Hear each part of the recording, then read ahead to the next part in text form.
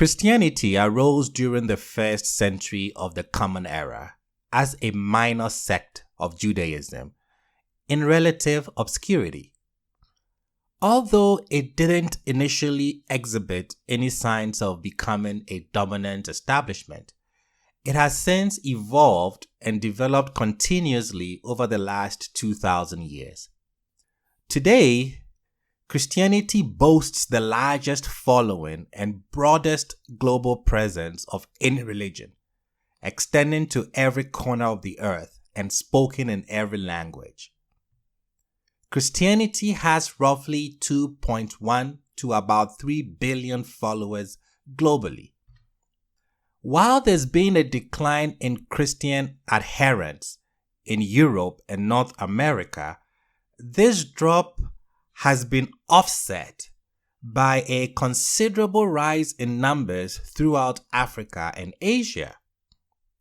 Furthermore, the Bible, which is the holy book of Christianity, has been translated into an impressive 1,600 languages and dialects, enabling its global reach and accessibility to people worldwide.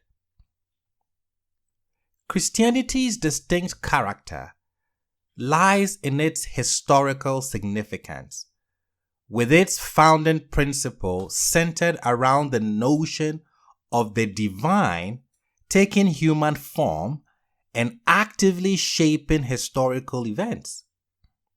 Few religions have had a more resounding impact on history than Christianity. The West's progress has always had an intimate connection with this religion, making it impossible to overlook its influence. While the terms before Christ, BC, and year of our Lord have been replaced by more neutral phrases such as before the Common Era and Common Era, the birth of Jesus remains the defining moment for dating Western history. Given the extraordinary historical significance of Christianity, it is natural and essential to approach this religion through a historical lens. That is what this course is about.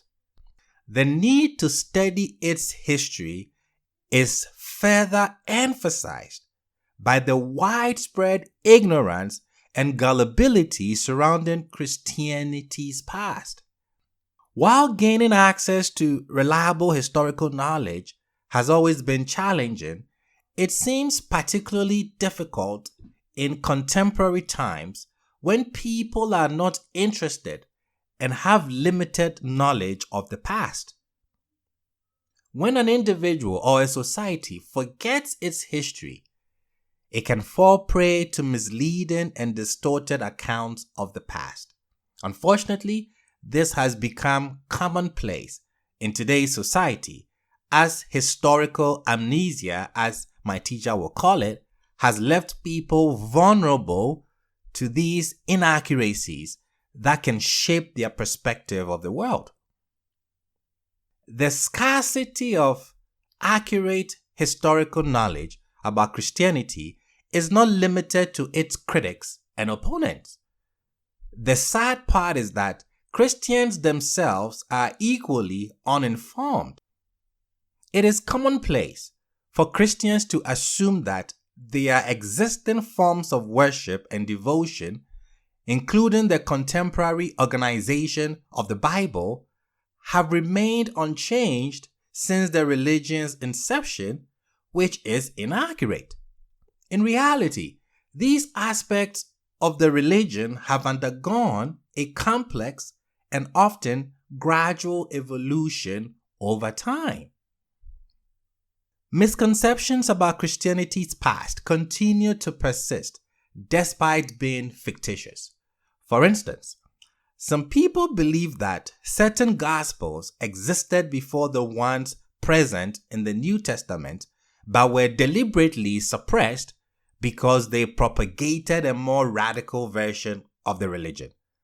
Similarly, others contend that the Christian creed was a belated construct fashioned by bishops under the patronage of Emperor Constantine. Hence, the significance of studying Christian history goes beyond its creative potential.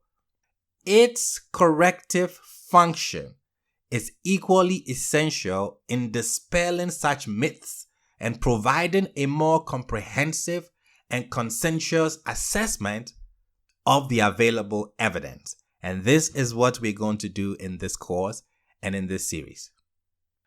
While there have been many theories and speculations about the roots of Christianity, the truth is clear. Jesus had no connection to the Qumran community. Paul was not a hitman of any kind, and medieval Catholicism did not entirely forsake genuine Christian values. Any suggestion to the contrary has no historical basis. As we embark on our study of Christianity, it is essential to remember that history is not just the past or stories retold. I repeat that. History is not just the past or stories retold.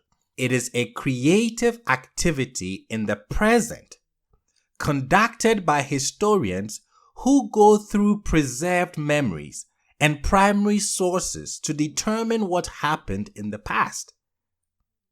They ask questions like, were Paul's letters written by someone directly involved, or was it part of a larger narrative, such as Acts of the Apostles? Could it be secondary sources that provide an ever bigger account of Christianity's beginnings and growth? Understanding both the nature and limits of historical knowledge will help us have realistic expectations from this course and these series ahead of us. To gain a full understanding of past events, historians examine their sources with a critical eye. This includes considering their geographical location, distance from the event, and the source's date. Most significantly, historians consider if the sources are biased in any way, either positively, negatively, or if they are indecisive.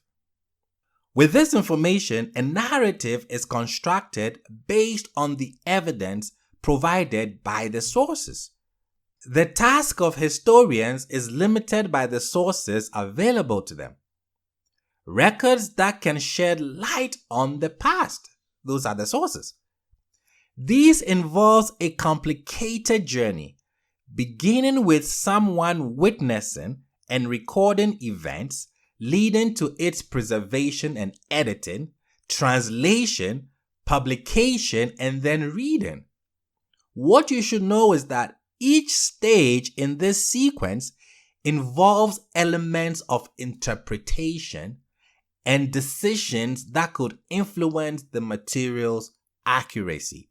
For example, when original sources are destroyed or lost, which must then be reconstructed from later publications.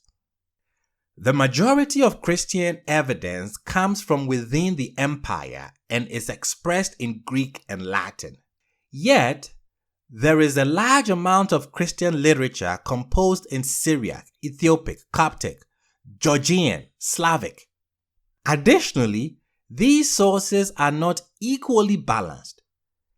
Aside from some rare exceptions, it is largely Christian scholars who provide accounts of their religion's history, whereas brief mentions by Greco-Roman observers, Jewish references, and even Muslim interpretations exist. Christianity predominantly relies on its own historical records. When considering our primary sources, it is essential to differentiate between the orthodox and the heterodox perspectives presented. Therefore, as we investigate further, this distinction will become more clearer. Generally, I might say, most of the evidence we have comes from authors with an orthodox point of view.